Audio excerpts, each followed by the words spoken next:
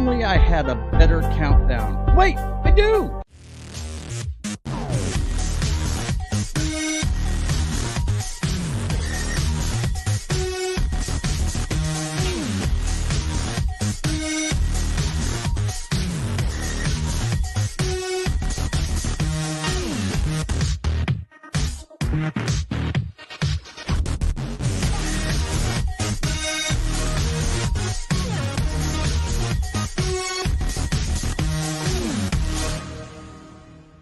To be the man, you gotta beat the man. Yeah, there you go. Let's fucking go. Let's fucking go.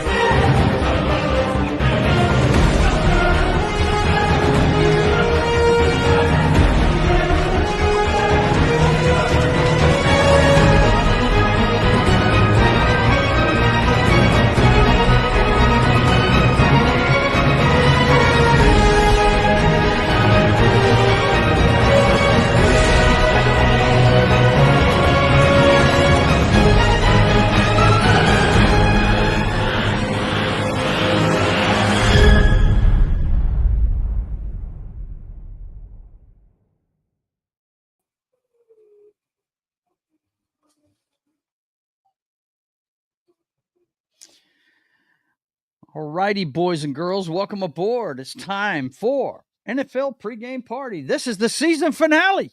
This is the big one. It's ring season. This is it. We're either going to say history today or we're going to see Saquon Barkley break the heart of every Kansas City Chiefs fan. Which will it be? It's going to be interesting to see. How are you guys doing this morning? Let's start with Knock. I know he's got business to tend to today, but I think he's got enough time to hang out with us. Yeah. So, I'm going to go pick up a desk and probably spend a little time trying to set up the PC today if I can find all the wires that I need. Nice. Very cool. Very cool. John, it's the big day for you, huh? Yep. Wow, man. You are on the brink of history. What do you think, dude? What do you think? I think we got a good shot. Yeah? Well, I would say so. I mean, I would think that everybody, it's, they always ask the question, who has the most pressure on them?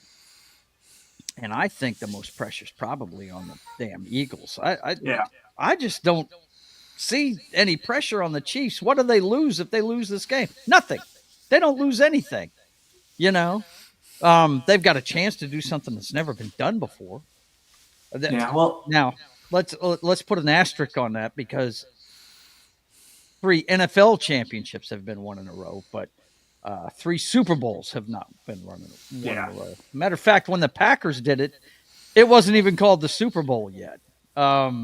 It was just called the AFL NFL Championship game, something like that. I can't remember exactly. It was a long title they had for that game, but the in Eagles, the Super Bowl, no. Yeah, everybody's like, well, Patrick Mahomes got to face the number 1 Eagles defense, the number 1 passing defense, and if you show what I put up, okay, let's see what we got here.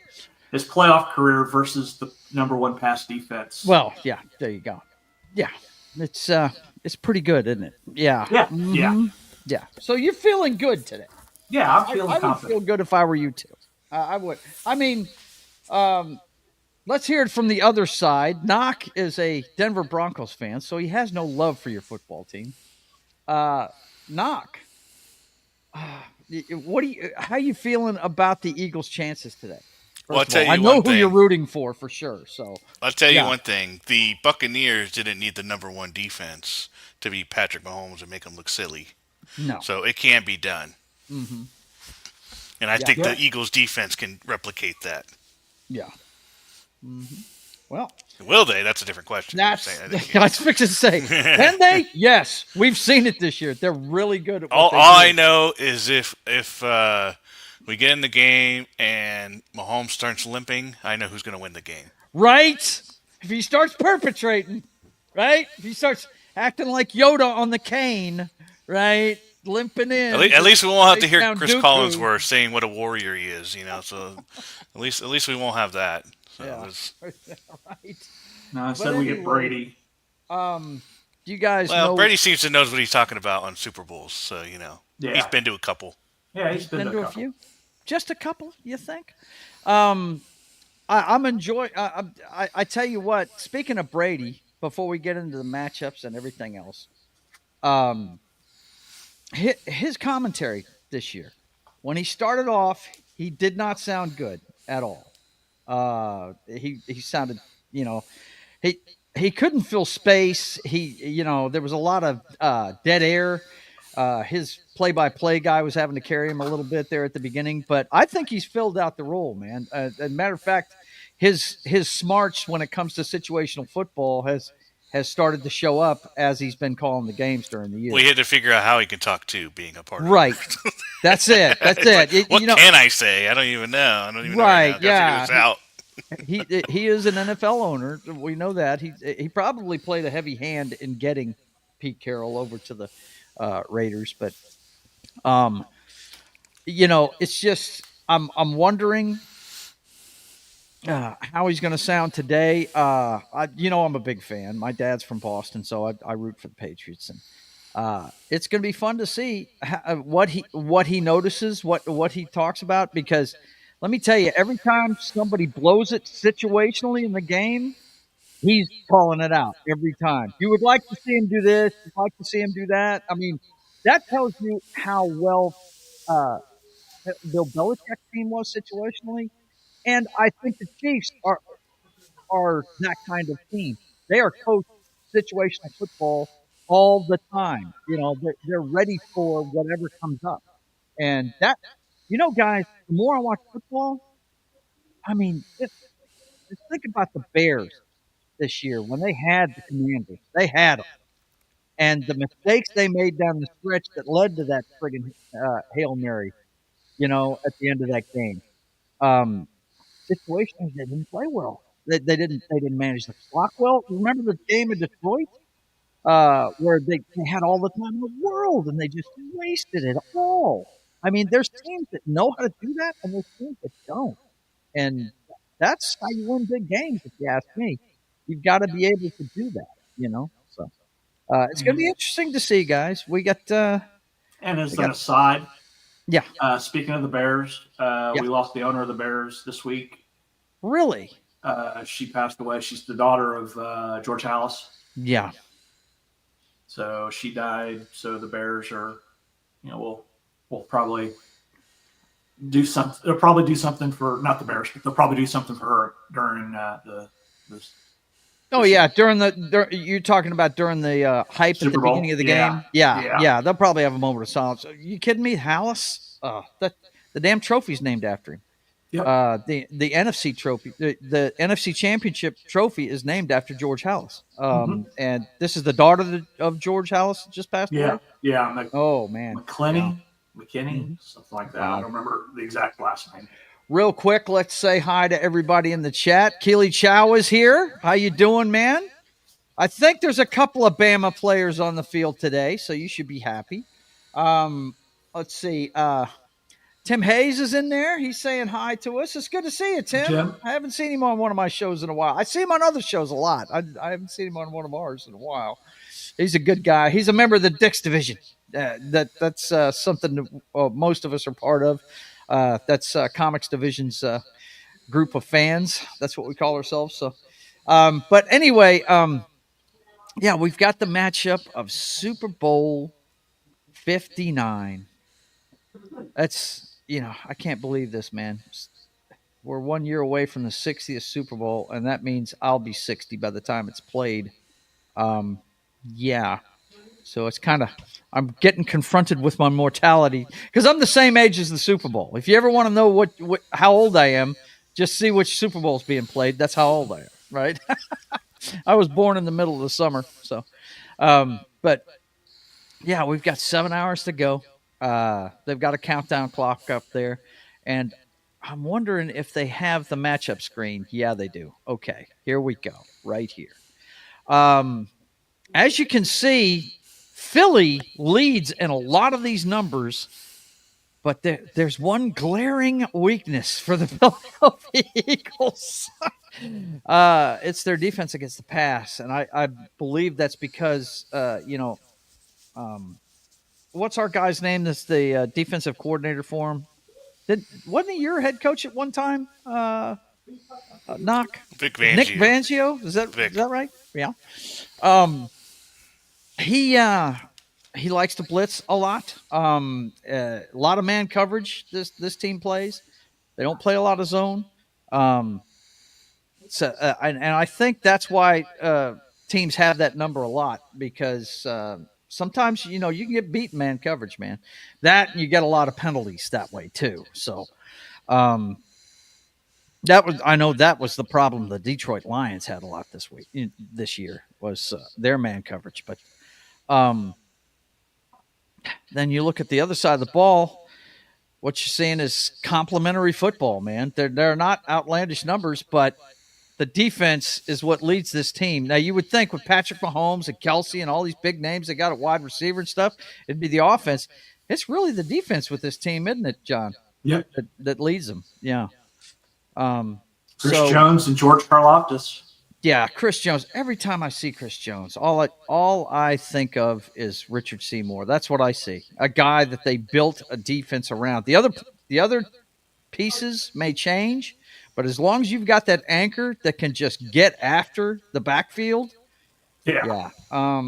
Chris Jones is a massive human being. Yes, he is. He's huge, man. The guy. Well, it's one thing to be big, but he's not a glacier. This guy can get after your ass too. He can move. He's athletic for a big guy. So that's the rarity that you don't find very often. Richard Seymour was the same kind of guy. He was a huge human being, but he moved like a cat. That's what made him so scary, Let's see. Looks like these guys are talking in the chat. I feel much better cheering for the Eagles. Yeah, well, you can cheer who you want today. I am just cheering for a good game. If I see history, that's cool.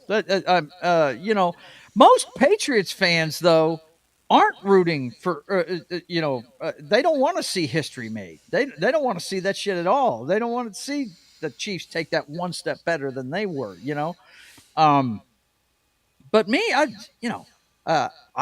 I've been a fan of several Chiefs players over the year. I loved their offense with Trent Green. They were explosive when he played there. Their defense was what held them back when he played. Yeah. But at the same token, now look, I have no love for the Philadelphia Eagles. I hate that franchise. I can't stand them. I was a Cowboys fan when I was a kid. Hated them then. A lot of malice towards that team. There's a few teams in the NFL that I do not like. There's no team in Pennsylvania I have any love for, Pittsburgh or Philadelphia. But how can you not like Saquon Barkley and the fucking arc he's gone on this year? Yeah. A lot of people think he should have been the MVP. Now, Josh Allen, I think he should have gotten the MVP this year. I think why are you shaking your head?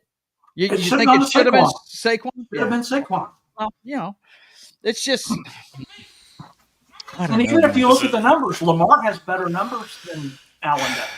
Yeah, but Buffalo wouldn't have done shit without Josh Allen. That's true. They wouldn't have done anything. That's the whole fucking point. Have the Eagles been to the Super Bowl without Saquon? Yes, they have. Yeah. Could they have done it this year? Yes, I believe they could have. Now, would the Ravens have gotten as many wins with Lamar without him? Maybe not. They still have a pretty decent team. Defense isn't too bad. Maybe just with the playoffs. But would the Bills have done anything, especially with that wide receiver core? Would they have done anything? Would they have been able to unleash? Right. You mentioned the wide receiver core. They got rid of their best wide receiver. They got rid of him. Sent him packing to Minnesota. Right. or where is Houston. he playing now? Houston. That's it. I'm sorry. They got rid of their entire secondary. They got rid of half of their defense. You know, Yeah, the that's only what weapon, MVP says to me. The only person that really adds value to that offense is Cook, besides Josh Allen. That's the only guy. I mean, the rest of them, they go as Josh Allen goes. If he has a bad game, they lose. If he has a great game, they win. That's the way it is, you know. I think they picked the white. Listen, it comes out. It comes out. Right? The whitey won. We win again. Whites win again. No. You guys know better than that. They picked the right guy this year, and you guys know I am not a Josh Allen fan. I am the least big fan of Josh Allen, but you got to call it like it is. He was the MVP this year, I believe. Well, and I think the most important factor, he didn't get caught up by the Madden curse. No, he didn't. He was on the game, and he did miss a down due to injury this year. He sure didn't. So he beat the Madden curse. That should make him the MVP. Right there, yeah. You know, there it is. Because most guys can't do it. At least Saquon made Offensive Player of the Year. So, speaking of Madden, yeah, he made Offensive Player of the Year, and he created an animation for Madden this year. Oh, that'll be when Madden sees something like that, or EA sees something like that, they're like, yes, we have our one thing that we're gonna do for the next Madden, and then they're like, they do like high fives, and pat themselves on the back, guys, we figured it out. We figured out our one thing we're gonna add for this year's Madden. Yeah. So hey, Saquon did their job, and that was only a couple months into the season, so good for them. Yeah, they added Patrick Mahomes' Superman pass too. Did they? Mm-hmm. The funniest thing I ever saw him add to the game was Brady trying to high five people and them just dissing him on the sidelines. Oh yeah, I do remember them adding that. That was so great, man. Oh my God, Keely Chow talking about why he hates Philly teams, and look, I can't stand them. Look, who was it? I think it was Michael Irvin's career was ended on that field. That's when he shredded his knee up there in Philly, and the fans cheered. They loved the fact that he died, that his career was over, basically. You know, they were cheering his injury. I was like, oh my God, this is horrible. Do what now, John? Was Philly the fans that were throwing batteries at people? Yes, they have been known to pack snowballs with batteries and throw them at players when they're leaving the field. It's just, those guys up there are just, those fans are at a different level. But it was fun to see one of them get their comeuppance this year, wasn't it, Knock? Wasn't that great? That friggin' guy that was messing with the dude's wife in the stands. And the internet, of course, never loses. They found out who he was and put him on blast. And he ended up losing his job, didn't he? Oh, my God. He's banned from life from NFL games. Yeah. Imagine that, being banned before the championship game where you could have enjoyed. I'm sure he would have been there for it. And instead he had to watch from home and get fired and probably lose his house. And, what a dumbass. It's a little much, but hey, man. That is a little much. Don't be a dick. Don't be a dick. What the hell? Don't be a dick around people with in the age of phones. How you think someone is not recording you is beyond me. Right. That unfortunately, a lot of boomers are not understanding this concept, and it's getting them in trouble now. Thank God I'm Generation X. I just made the cutoff, man. I'm 1965, so. But anyway. But you also use computers, and use technology and learn a little bit. So it's I still write letters. It's not I wait for 2 weeks to get a response, kind of thing. What, don't they call that snail mail now? I think they call it that. But anyway, okay. So let's before we start, I want to do our picks last. I want to do the breakdown of the game and what we think about what's going to go on. Let's do that last. first of all, I want to start off with what did you think about this season? We can start with the performance of our teams, and then we'll talk about the entire league and what our impressions were. Me with the Seahawks, I liked the way our defense played out the gate. Knock, I'll tell you, I was not a believer in our team this year at all, and they actually came out the gate playing really good defense. But Gino this year, and we've got some rebuilding to do. The only thing we ever have going for us is our running game, and it's mostly the running backs. We've got a lot of holes to fill, and the Seahawks, they're a work in progress. They're going to be. It's not a total rebuild, but we've got to. First of all, we've got to get another quarterback. I love what Gino's done for us. Don't get me wrong, but he's getting a little long in the tooth now, and it's starting to show. People have caught up to him, and they're starting to make him look mortal again. But I do like having a defensive coach. I'm glad they stuck with the defensive-minded head coach, which I love. And so that's my assessment of the Seahawks. John, we know, are happy with the performance of your Kansas City Chiefs. We know they have a chance to win it all this year. What's your impressions of your Chiefs this year? Well, there's a couple of games that we probably shouldn't have won that we won. You dodged a few bullets this year, bro. You did. Yeah, we weren't. And the thing is, though, people are like, "Oh, well, they're not the same Chiefs." No, they're not gonna. We're not gonna be, because we don't have the same players. Mm-hmm. We've got our core, but it's what goes around the core that makes a difference too. Mm-hmm. Mm-hmm. And it's we're not the big offensive juggernaut we used to be, because they're all playing. Everybody plays two high safeties. Yeah, they don't want to give up the big thing. So we'll dink and dunk in the middle and just go down the field. Mm-hmm. And we'll manage the clock now. Yeah. And thing is, though, if they leave it open, they will take it. Yeah, no doubt. As long as we don't throw to Sky Moore. Yeah. Who, for some unknowable reason, is still on the team. Yeah. Well, hey, look, let me tell you something. The wide receiving core you've got there, they're good, man. They're really good, but I don't know why. It seems the name I always hear is Worthy. That's the one I hear a lot. But DeAndre Hopkins is on that team. Yeah. And I don't understand why. Of course, now it has to do with whether he gets open or not, that kind of thing. I understand that, but they double cover. D-Hop shows up, they double cover. That's what happens. Yeah. Okay. Well, we have yet to see if you're going to peak or not this year. Your season continues, where ours is over with. But Knock, you as well have to be proud of your Denver Broncos and where they got to this year. I know you weren't expecting January football for that team, were you? No, I think we were definitely ahead of the curve there.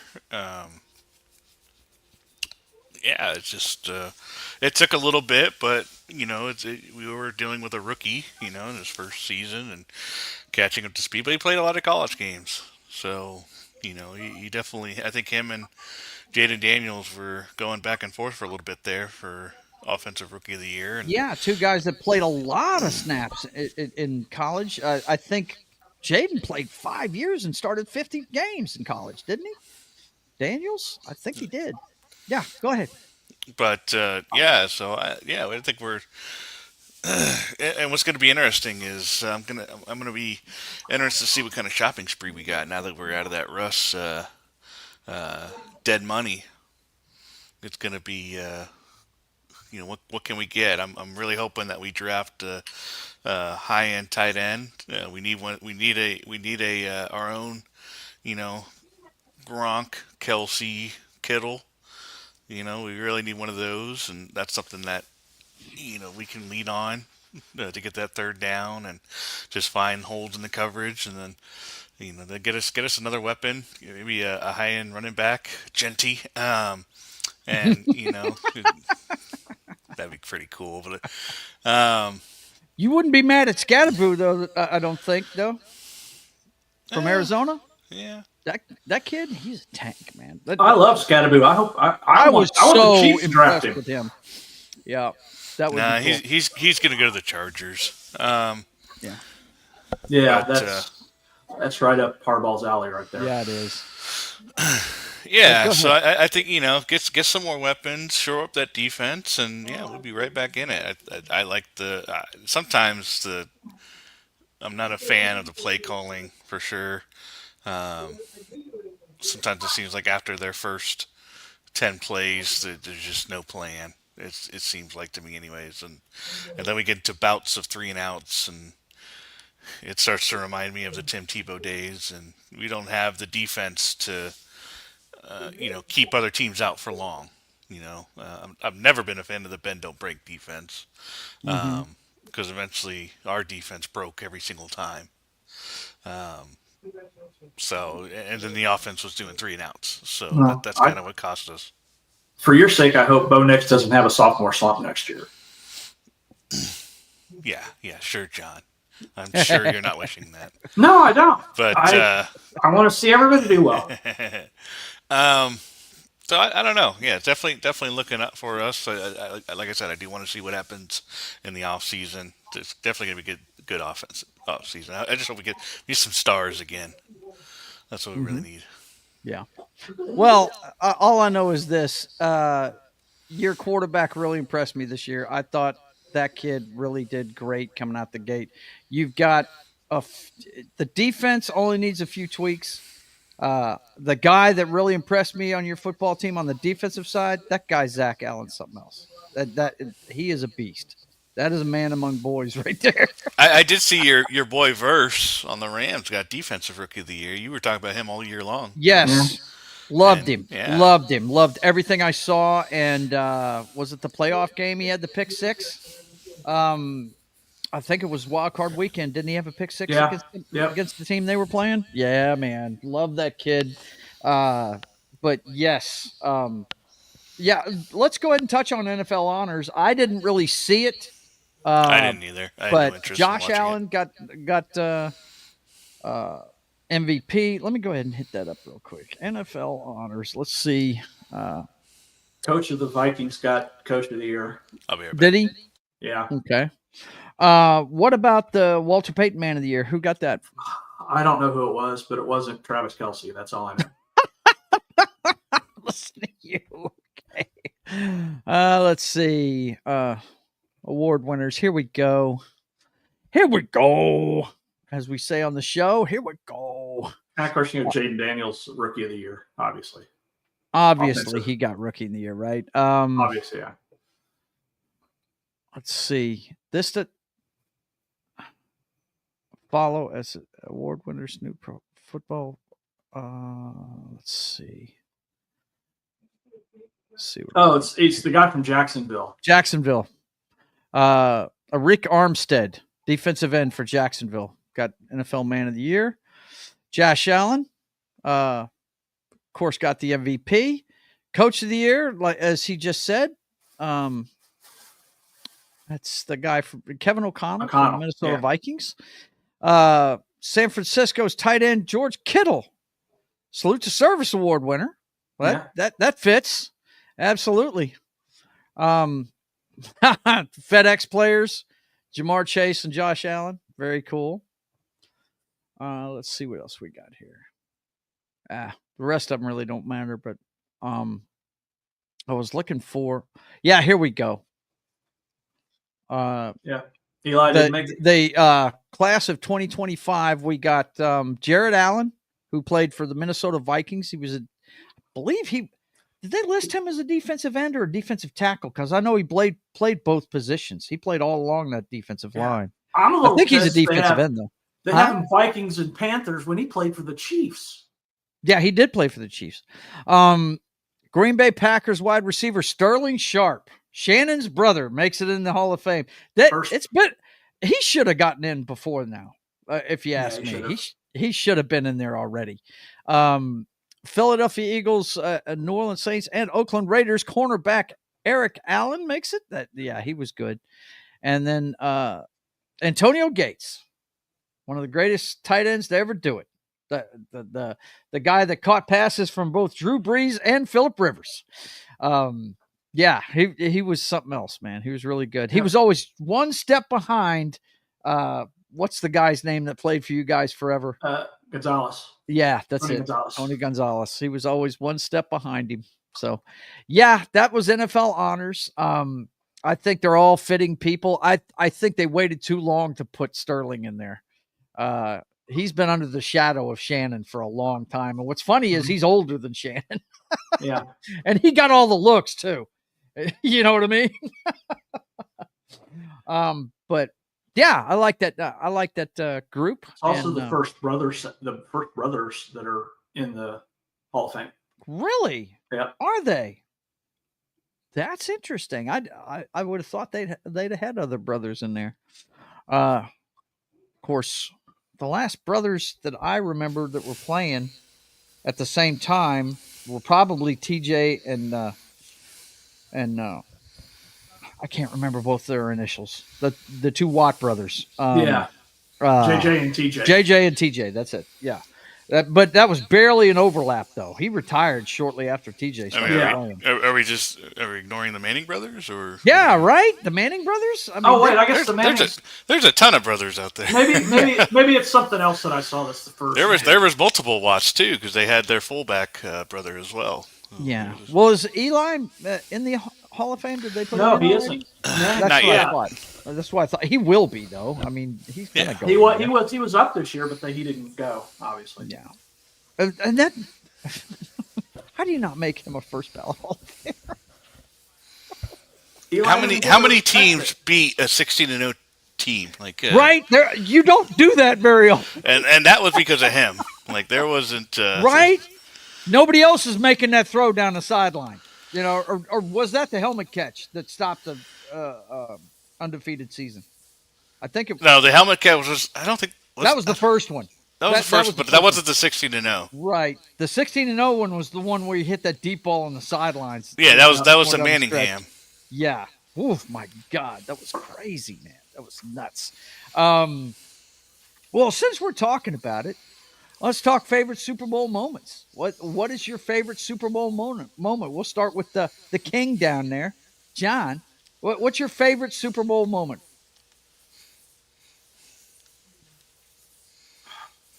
Believe it or not, it's probably the final Montana to Rice. The post pass against the Denver Broncos? Yep. Yeah? In the biggest blowout in Super Bowl history? You're not picking that just to troll Knock, are you? Of course, he wasn't watching football at that time, so he wouldn't know anything about that. But no. Yeah. You got to remember, I was a Montana fan first. Yeah, I hear you. I was a Chiefs fan. You must have shit when he came to the Chiefs. Oh, yeah. That's why I switched to the Chiefs. Of course, I just never left. Yeah. Once Joe retired, it was like, okay, well, I'll stay here. Yeah, I'm pretty sure it was that deep post route you're talking about against the Broncos, right? Yeah. Oh, man. Yeah. Poor Elway, dude. He just, I mean, I can't speak for Knock, but I have to imagine that helicopter tackle was probably on his list for favorites that he's ever seen. Go ahead. No, mine has to be the Von Miller strip sack with Cam Newton not going after the ball. The business decision? Shit. That's probably my top play. Yep. And then Von Miller not pushing it back towards the end goal and Ward picking it up for the Broncos to get an easy touchdown off that drive. So that's definitely my most memorable play for Broncos wise. Outside of Broncos, I guess memorable would be the pick six with the Falcons and the Patriots, right? Because it was like, this game's over. Mm-hmm. Right? That was a huge moment for the Falcons. And then it went downhill. So, it was an end of a dynasty. Oh, my goodness. The Falcons did it. Brady's done, kind of thing. And then all of a sudden, So that was a pretty big moment. And then of course, you got to think about the one of the first Super Bowls I watched had to be the Titans, going down the 1 yard line against the greatest show on earth, the greatest show on turf.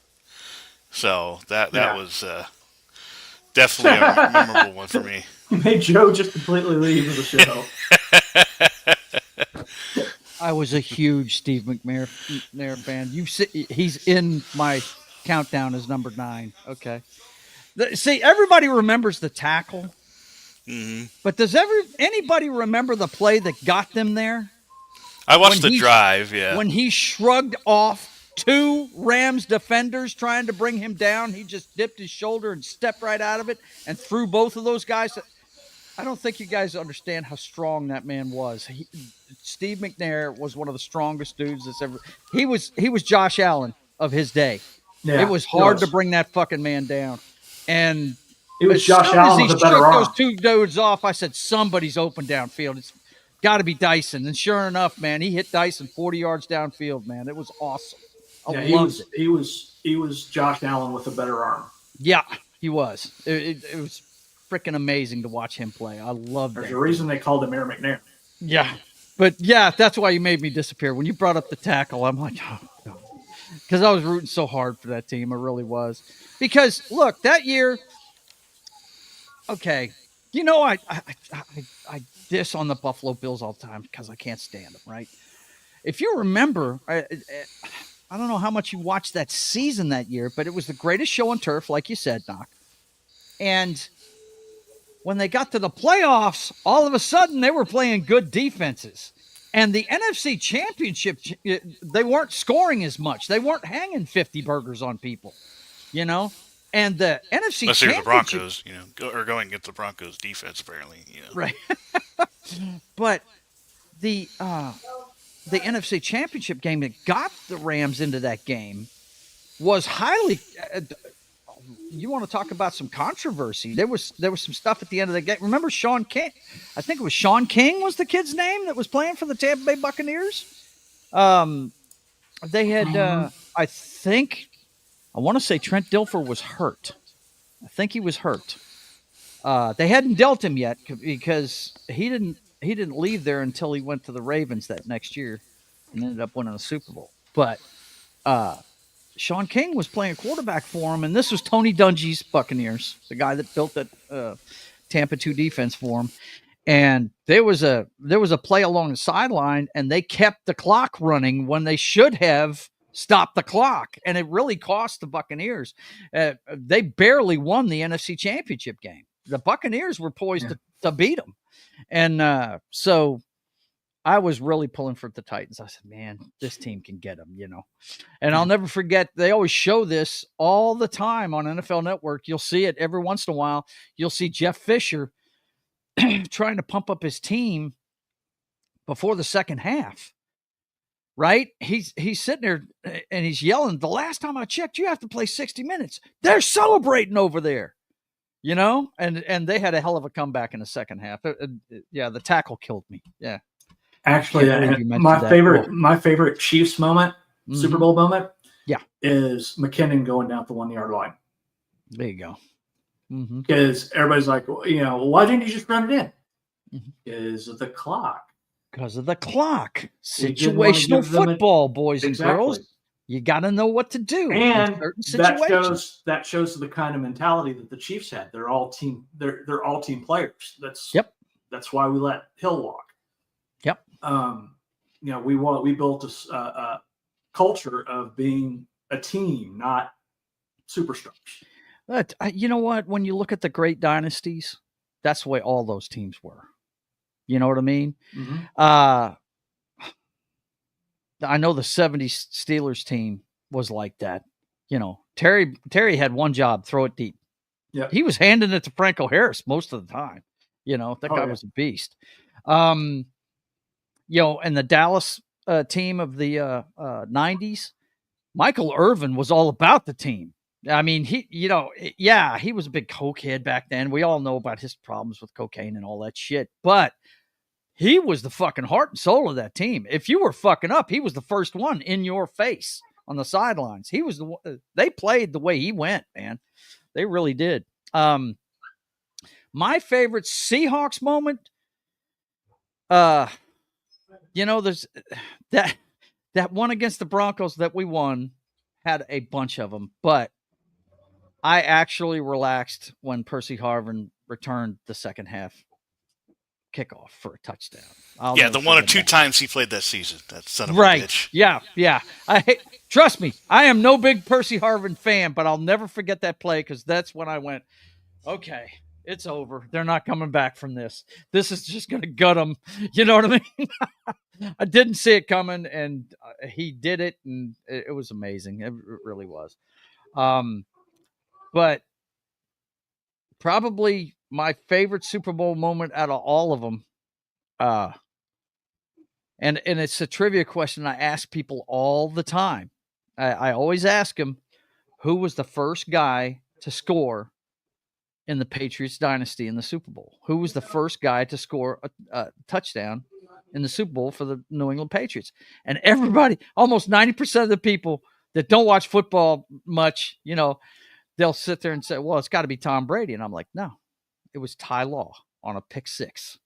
Friggin' Teddy Bruschi got to Warner and hit him while he was throwing the ball, and it went right into Ty Law's chest, and he took it right up the side. Yep. I will never forget that, man. My brother and I were watching that Super Bowl, and when they won it, my mother, she was living here at the time, and he had gone outside to talk to my father on the phone. And of course we were drinking the whole game and everything, right? And she comes in the living room. She goes, Joe, go get your brother. I said, what? She said, he's in the middle of the street hollering at your father on the phone. Somebody's going to call the cops. Go get him. I said, oh, man, no. He was so hyped. It was so funny. But, yeah, it's got to be that or the pick six that ended Manning's attempt to beat the Saints. I was at a Super Bowl party that year, and guys, you want to talk about some superstitious people, the people that root for the Saints. My brother wouldn't even go to this party with me.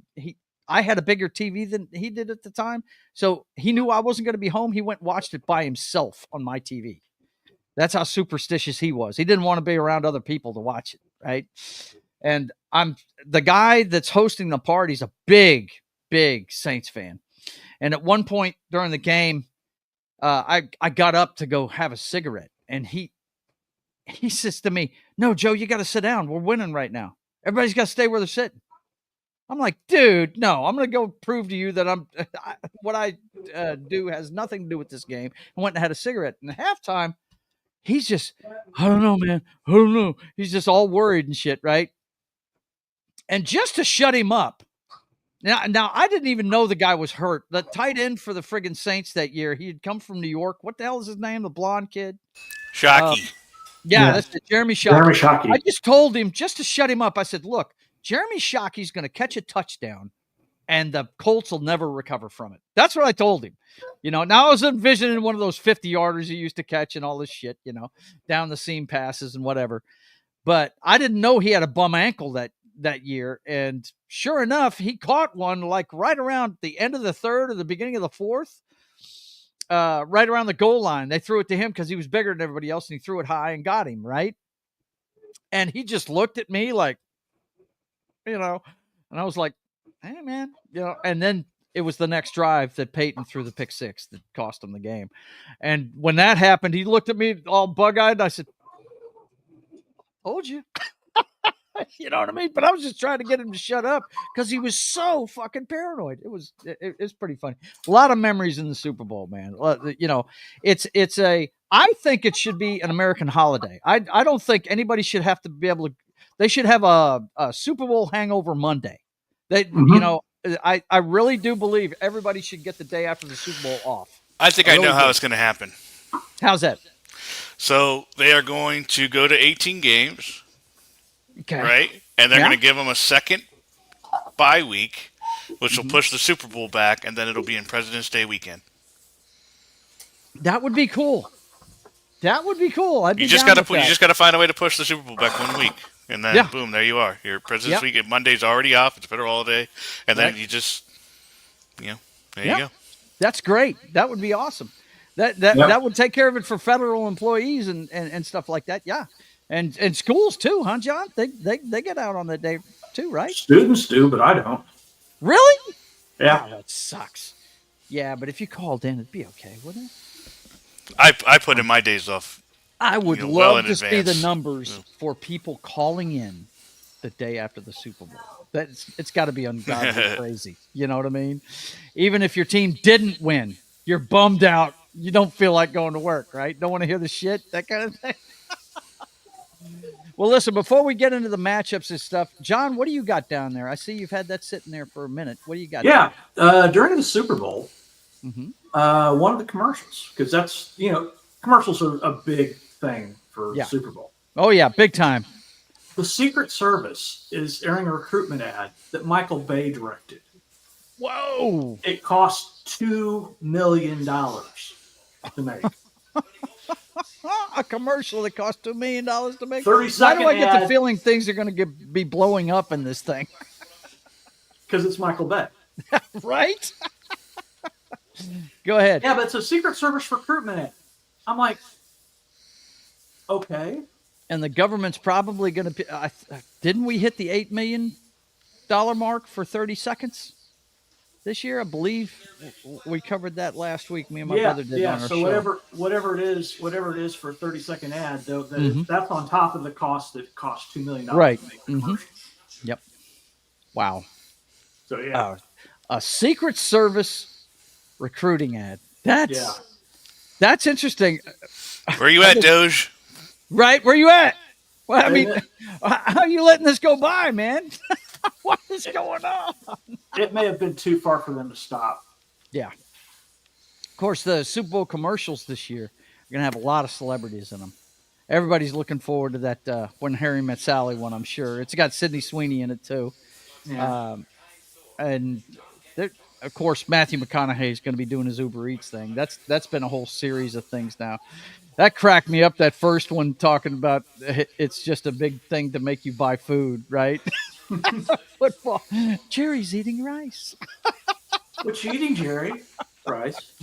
Jerry's eating rice. Oh, man, McConaughey's crazy, man. But let's talk about, real quick, before we do our predictions and everything, one of the biggest things about the Super Bowl is the Super Bowl halftime show. Yep. I found a good list here. Some of these, don't look at the people list. It sucks, okay? But that's all I can tell you. You can look it up yourself. This is on Ranker, I believe, Daily Ranker. And this is the top 10, and I like this one. It's pretty relevant, I think. Top 10 best Super Bowl halftime shows of all time. Number 10, Bruno Mars and the Red Hot Chili Peppers. I did enjoy that one. I tell you what, Bruno Mars, I would not be mad if Bruno Mars played every halftime because that kid puts on a great show. He really does. I love his music. I think he's great. But I do remember this one. It was good. Number 9, Jennifer Lopez and Shakira making her look old. I loved that because I'm a big Shakira fan. I dug that one. You guys comment on these anytime. Yeah, I'm not a big fan of this one. That's just, Yeah. Okay. I was, because I'm not a fan of J-Lo, but I am a fan of Shakira. I have been a fan of Shakira for a long time. Yeah. There are reasons to be a fan of Shakira. It's just not her music. Right. Exactly. Well, I think her music's all right. Number 8, Bruce Springsteen.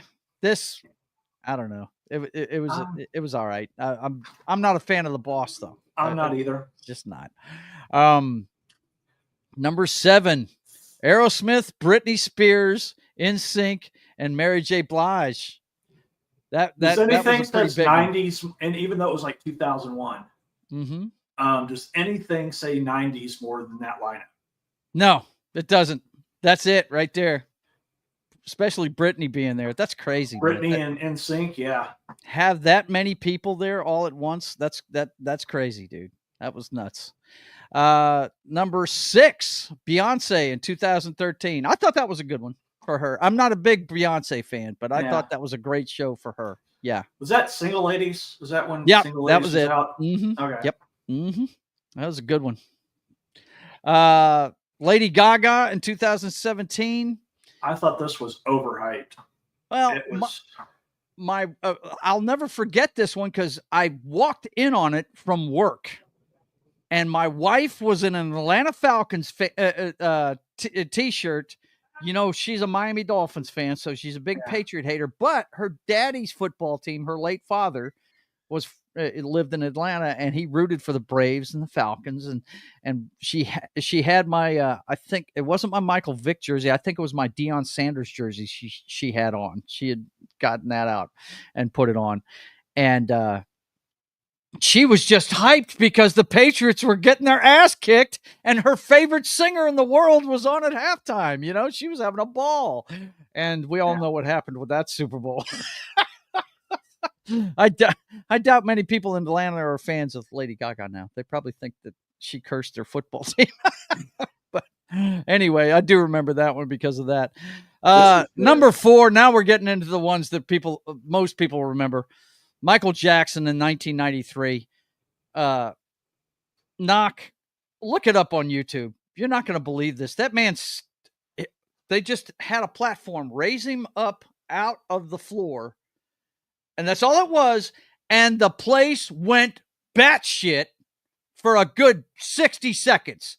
And then all he did was flip his head the other direction, and it went batshit for another 60 seconds. This guy did not need to even move a muscle or talk or sing or nothing.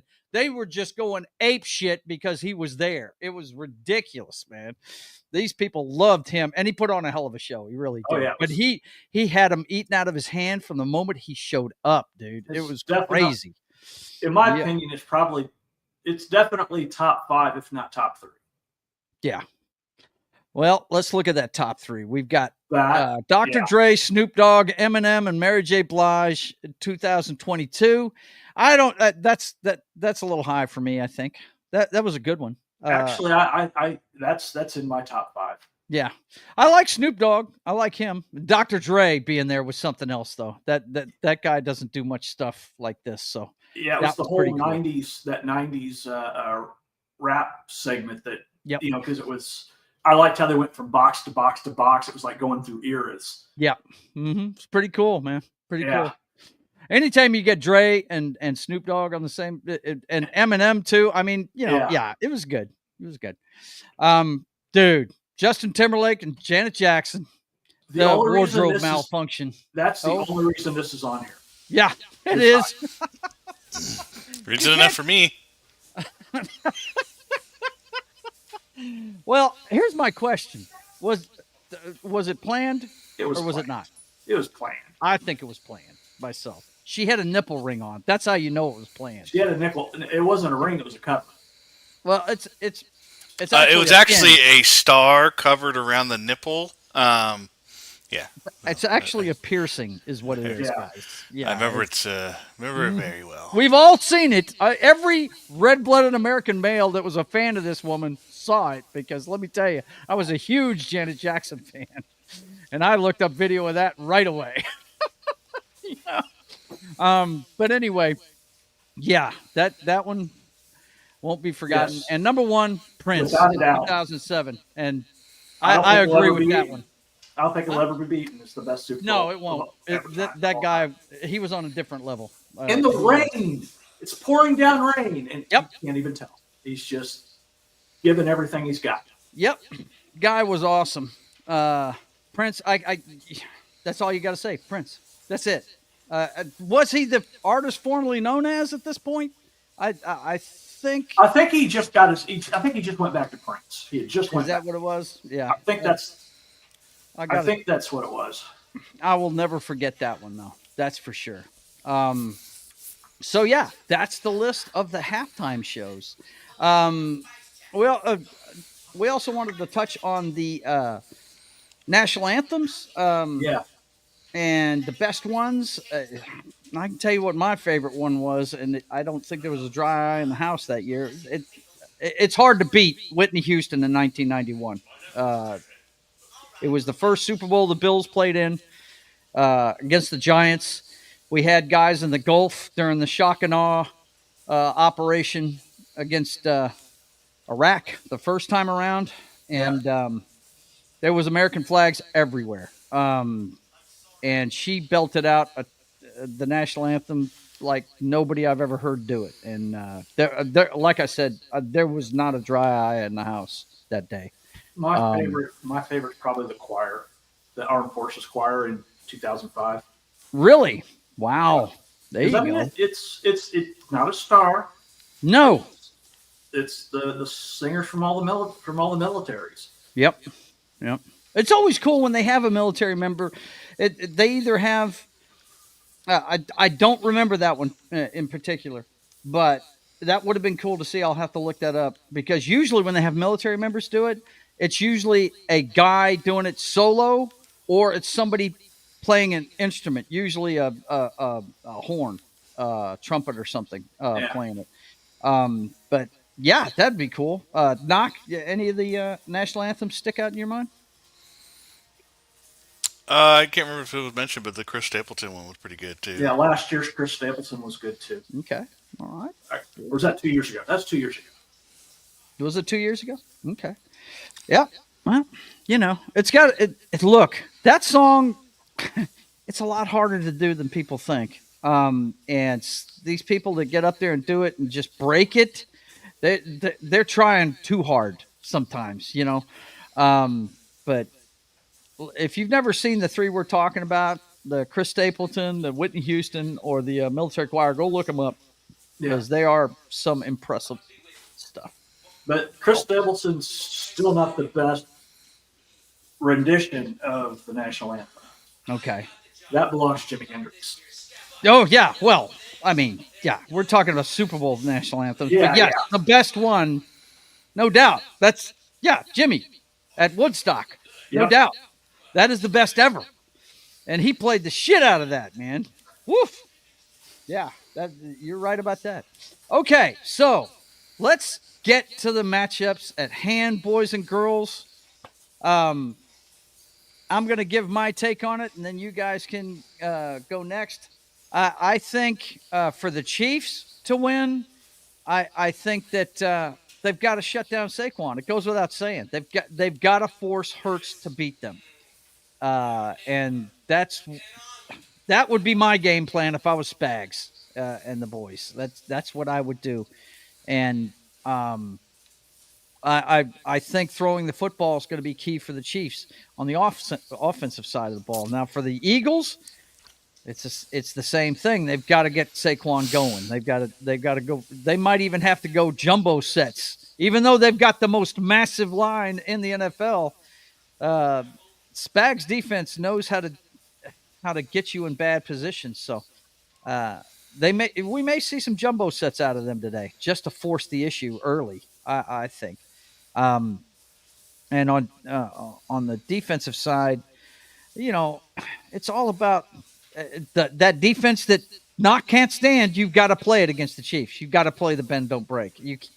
If you go blitzing Patrick Mahomes, he's going to beat that every time. He's just that good. So you've got to that. What was it? The Super Bowl against Tampa Bay. I've said several times they gave that MVP to Brady. He wasn't the MVP of that team. It was Todd Bowles. He was the MVP of that game. He kept everything in front of him. The guy that was known for blitzing, known for fucking sending people almost every down. Todd Bowles is the king of blitzing, and didn't do it at all. He just played too deep. We gamed for blitzing. Yeah, you game planned for it, and it didn't come. It never did. I think they might have blitzed a total of 3 times the entire game. They just made them dink and dunk the whole game and played tight defense in the red zone, and it worked out for them. And that's what the Chiefs have to do, the Eagles have to do if they want to beat the Chiefs. That's my take on it, and we'll talk about who we're picking here in a minute. But Knock, what do you think each team needs to do to win this game? Well, I kind of said it with the Eagles already. Saquon. I mean, that's the biggest difference in this game from the last time. Is they didn't have that big a factor at that position. Can the Chiefs stop him from doing those big monstrous runs? And then for Eagles, can someone please, for the love of God, not have Kelsey have 10 yards from the nearest defender? It makes fuck zone. Okay, if he beats you one-on-one, he beats you one-on-one. All right, but if you're somehow letting him get 10 yards from the nearest one, because that's what they do, they look for the soft spots, and he finds it every single time. Jesus Christ, man, just keep someone on him. Even if they just win, even if he wins 9 out of 10 times, it's still a win. Like, right?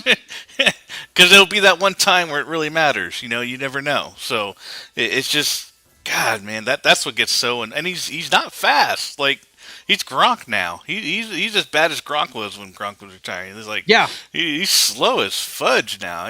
Now he can pick up speed. Now he can pick up speed when he gets loose, but he has 10 yards to get up to speed, so it's not hard for him to get to top speed. Slow. He is. So it's like, but when he's so wide open that he has a chance to do it, then he has momentum, So then he'll get, as soon as you get contact, you can get 5 more yards off of that. So, God, that's all that's my biggest thing is don't give him 10 yards of freedom.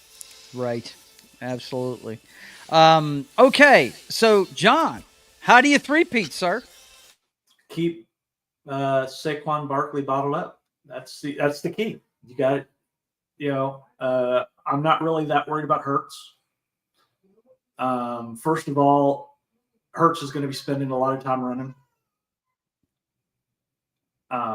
He's going to have designed runs too, and that's, Well, no, I mean he's going to be running away from people, right? Specifically, Chris Jones and George Karlaftis, right? Yeah. But because everybody's like, oh well, they've got the number one offensive line in, and I'm like, they had the number one. They had we faced the number one offensive line before this year, and we got we had a bunch of hurries and put the quarterback on his back 3 times. Yeah. So I'm not really worried about that. They're going to eat. But it's Saquon Barkley that can hurt us. Yeah. The thing about Saquon, and we're all mentioning it because, well, you've seen the season he has had, folks. There's a reason why people were wondering if he was going to play in the last game, even though he didn't need to, because he could have broken Eric Dickerson's record. And I really, I understand him wanting to get to this point and being healthy and all that stuff, but man, it would have been cool to see him go after that record. Even though I'm a big Dickerson fan, I would have loved to have seen him do it. I wonder if part of it was, he's like, no. Yeah. Debo Samuel, good to see you. Debo Sam says, not all Eagles fans are terrorists, but all terrorists are Eagles fans. Yeah, we've already talked about the fans of the Philadelphia Eagles in this talk, but let's get down to it here. Who are you picking? I am picking the Kansas City Chiefs. You have to go with them. They've won the last 2. Saquon Barkley is the only guy between them and a championship, I think. And the thing with Saquon is all he needs is 6 inches of daylight. If he gets through there, he's hell in the open field to get down. And with his speed and power, God, what was it? Who were they playing when he broke like 3 tackles to get upfield too? God, it was early in the playoffs.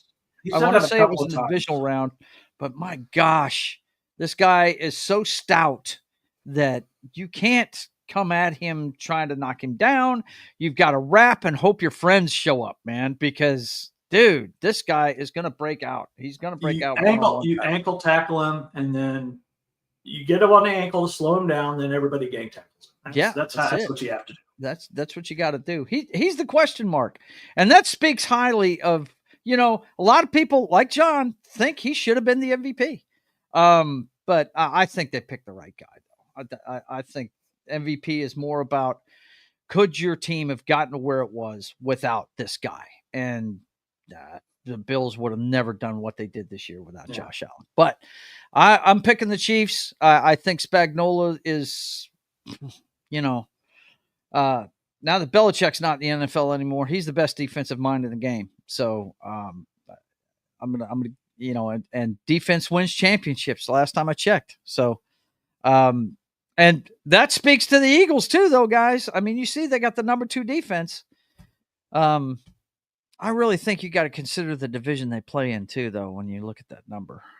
6 of their 11, or excuse me, 17 games were against teams that really couldn't do anything except for the Washington Redskins. I say Redskins, Commanders. Knock, who are you picking in the game, bro? Go. I picked the Chiefs to 3-peat. I don't see any reason to stop it now. I mean, obviously, I want the Eagles to win, but between the Chiefs and the refs, it's going to be tough. It's going to be tough sledding. The refs. I can't believe it took an hour and 5 minutes to bring up the refs. I was saving it. Yep, go ahead. No, it's just, we'll see. It is going to be on the biggest stage, so we'll see how the refs do in this one. I'm sure the announcers are going to be saying that's a good call, but there were several. If we see Mahomes flop, I'm going to be over it. Yeah, he flopped in that one game. Like, that was a flop. Mm-hmm. That was a soccer level flop that he was trying to do. Yeah. So, but I mean, we'll see. Just Eagles make it so they have no chance to, beat them by 30. Then you can't say the refs did anything. That's it. Let's see one of those 75-yarders out of Barkley on the first play and just put the fear of God in them right out the gate, right? I believe that's what it's going to take for them. Knock, I do. I think if the Eagles win, I think it's going to be a blowout. You know what I'm saying? I don't think it's going to be close. If it's a close game, the Chiefs, they're situationally sound. That's the deal. John, good to be the king. Does the kingdom end today, or does it keep going? Does it keep going? 3-peat, he says. 3-peat. Did you show the fans your T-shirt yet? Oh, you gotta see this T-shirt he's wearing, guys. The season? Oh, hang on. It's not the NFL season. It's ring season. Who is the guy all the way to the right? Is that Pacheco, or is it's Pacheco, Mahomes, and Holmes Kelsey. And Kelsey?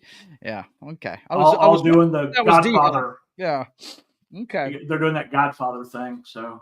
Well, I'll tell you, if the Chiefs win, I will be very happy for DeAndre Hopkins. The guy's been playing in the league for a long damn time. Yeah. Watched him a lot in Houston, and he deserves it.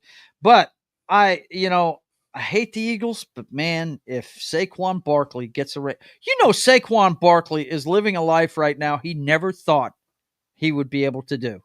You know what I'm saying? Yeah, he thought languishing for so long in New York on that bad football team. He's got to be on cloud 9. And I don't think there's any pressure on any of these players today. I think the player with the most pressure on them, really, and I don't even think he considers it pressure because he's just not that kind of guy, is Jalen Hurts. I think the pressure's on him today to perform because he's had up and down games. But I don't even, if you watch this guy in interviews and stuff, he's got the eyes of a stone cold killer. This guy never gets up or down too much. Well, you know what I mean? He's very even keel. So I don't even think he thinks that way. You know what I mean? I did see an interview where he said that his desktop on his computer is a picture of him walking off the last Super Bowl. Yeah.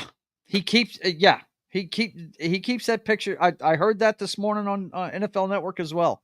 I guess it's just to remind him of what could have been and that he doesn't want that to happen again, maybe. I don't know. But, yeah, I think it's going to be fun to watch. I just want to see a good game. And bringing up the ref thing, I want to see good refereeing in this game. And what I mean by good refereeing, let them play.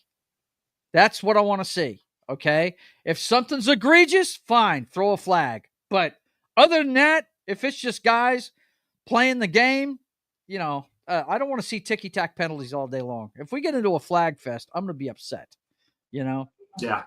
But I think that's every football fan. They just want to see a nice look, it's in New Orleans. We never know what to expect. The last time we were in New Orleans for a Super Bowl, the lights went out for 15 minutes during the Ravens-San Francisco 49ers game. And a lot of people think that was a Ravens fan did that because they were losing at the time and they ended up winning the game. But I can tell you this. New Orleans is a great venue. I think it's been a long time since the Super Bowl's been there, and I hope they don't ever get out of the rotation. I really wish I was down there today. You see what my title is under my name. I should be in New Orleans today. Not at the Superdome per se, but just to be in that town would be a lot of fun today. But I gotta say this. I saw this earlier today. And Philly fans know this, so they're probably a little skittish today because the very first Super Bowl they appeared in was in the Superdome, and a guy that was a Heisman Trophy winner that never did anything for his first, 5-6 years in the league, went to the Oakland Raiders named Jim Plunkett and took them as a wildcard team all the way to the Super Bowl and beat the Philadelphia Eagles. With 3 interceptions of Ron Jaworski in that game, as a matter of fact. It was the first Eagles Super Bowl ever, and it was an AFC West team that beat them in the Superdome. So I'll just let you marinate on that for a minute. Well, I got one other stat for you. Go ahead. Patrick Mahomes is unbeaten with a roof over his head. Whoa, really? That's right. The Tampa Super Bowl was played outside, wasn't it? Yep. Wow. Freeze-dried football, as my brother calls it. Yeah. Okay. Yeah. Well, these things don't, these things will only make it more impressive if the Eagles win. Look, if the Eagles win this game, they're going to go down in history as the team that stopped the three-peat. So it's going to be a fun day no matter what happens today. We're either going to see history of one form or another. And I do believe that if the Eagles win, we're going to be calling this the year of Saquon Barkley. And he'll probably end up being the MVP because that's the only way I really see him.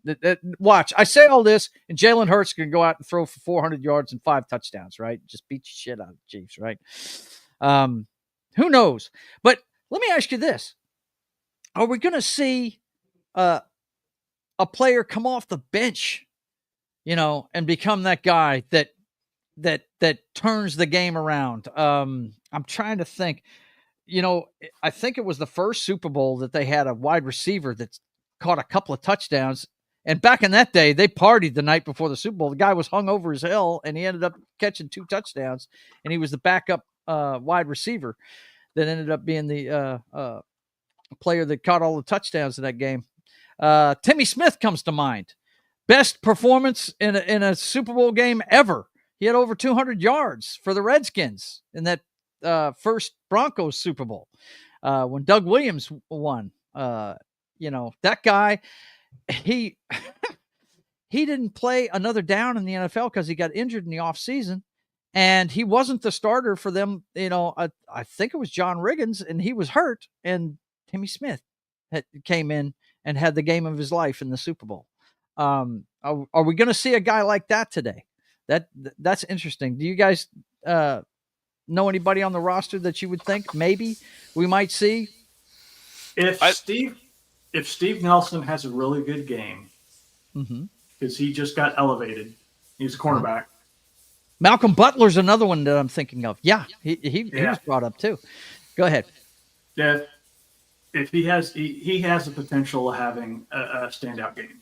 Yeah. So, what do you think, Knock? I feel like the Eagles have all the weapons they need. And let's not forget they have A.J. Brown and Devontae Smith on the outside. And then they have Goddard for the tight end. And then you have Saquon Barkley. The offense isn't going to get any better. All of those guys, what's funny? All of those guys are playing in the shadow of Saquon right now. A lot of people, they don't even bring him up. And I'm glad you did bring up A.J. Brown because, I'm a fan of that guy coming from Tennessee to this team. The Eagles, their front office is doing one hell of a job putting a championship team together. I think there's more Georgia Bulldogs on that team than any team in the NFL. That's for sure. But yeah, AJ Brown and Smith and Goddard, my God, yeah, they got a hell of an offense. Yeah. But the knock has been that sometimes Hurts is just off. And I hope he doesn't have an off day today. I hope he does well. He's an Oklahoma Sooner, so he's got that going for him. You know what I mean? But he also played for Keely Chow's Alabama Tide, though. That's why I don't totally claim him as an Oklahoma Sooner. You know what I'm saying? But anyway, all right. Any other thoughts about the season before we get out of here, guys? We've all picked the Chiefs. I just want to see a great game. Knock wants to see Philly knock out his bitter rival, the Chiefs, and of course, John. It's good to be the king. He wants the three-peat. So. Oh, and you got a bot too, right at the end. Got a bot.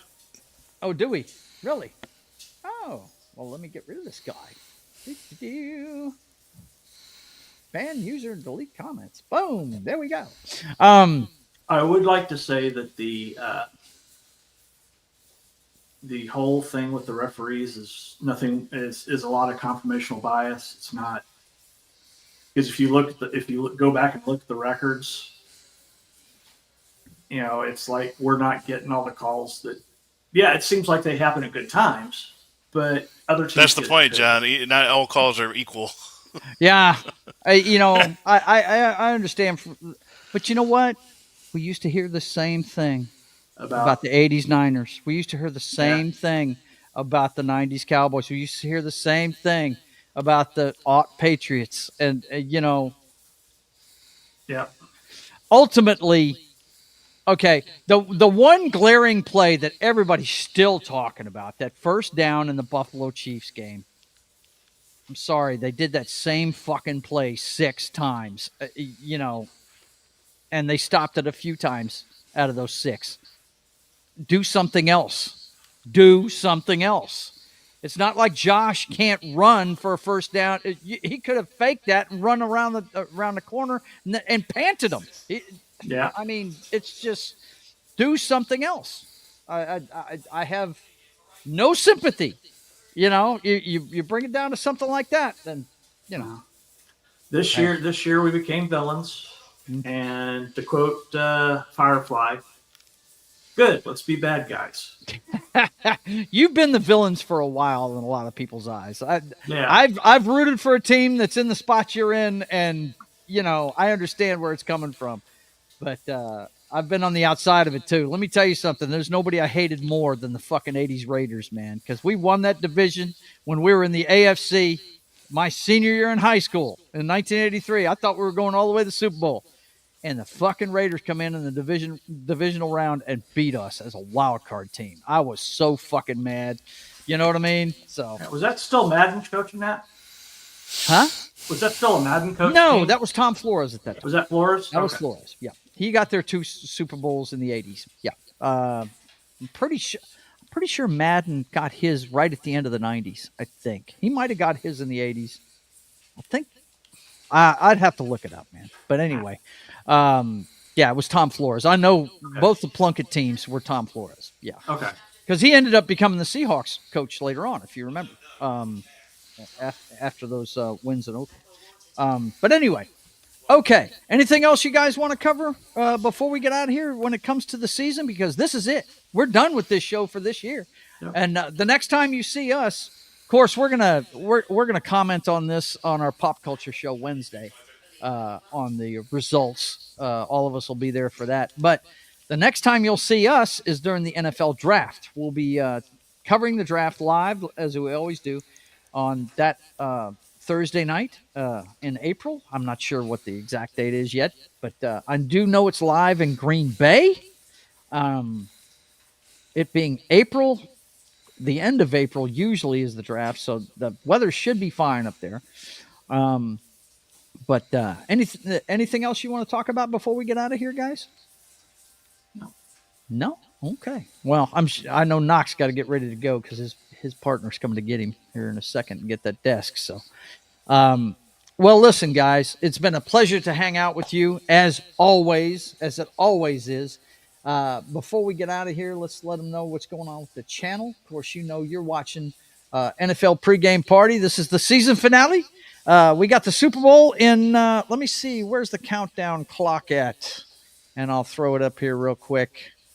We've got 6 hours and 8 minutes left, boys and girls, before the big game. So looking forward to it. It's going to be a lot of fun. The 15-2 Kansas City Chiefs versus the 14-3 Philadelphia Eagles. This is the last show of the year. Like I said, you'll see us next time for the draft. Tomorrow morning at 10 a.m. Central Time, it's time for Military Monday on Pop Culture Minefields channel, and we're going to be covering Go Tell the Spartans, a Burt Lancaster movie from 1978.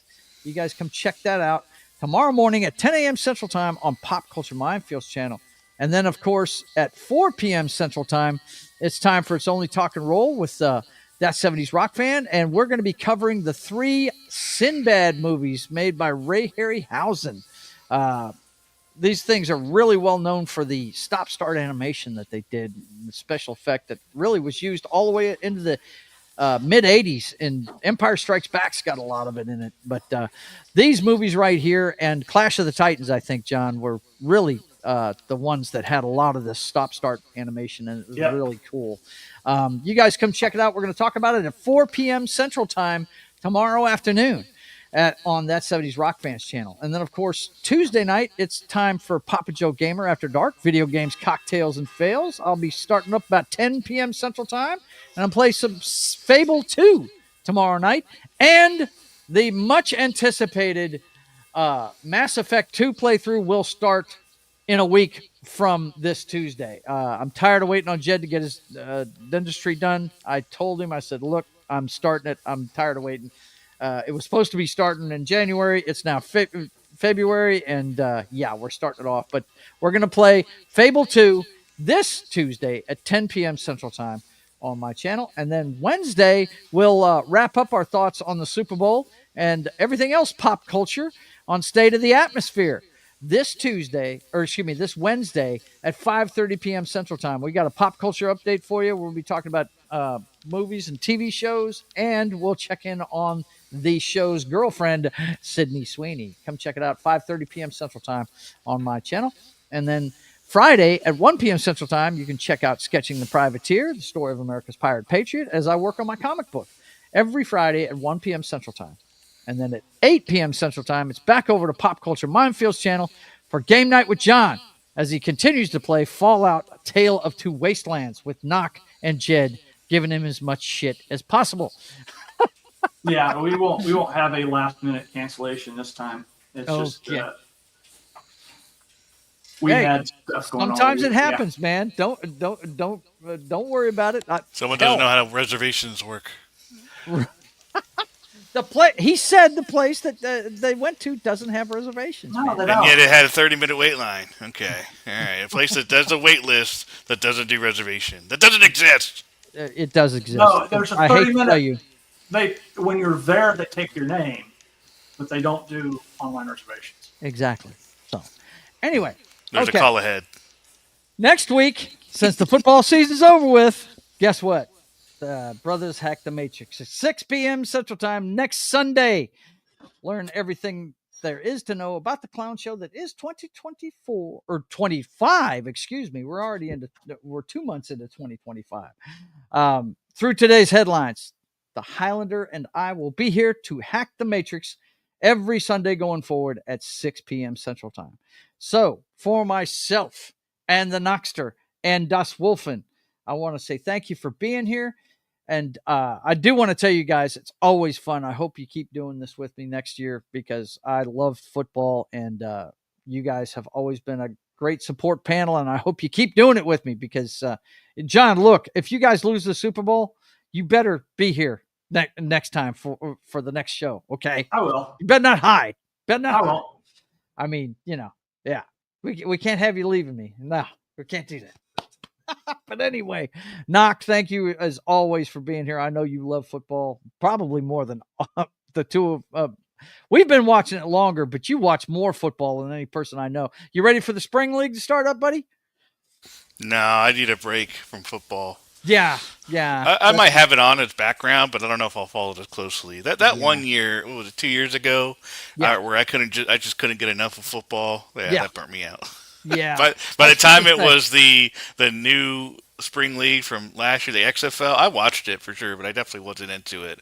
Right. I mean, I was watching everything. I was watching European football. I was watching simulation football on YouTube. Like I was everything I could find that had to do with football. I was watching it all. So, but no, I'm ready for.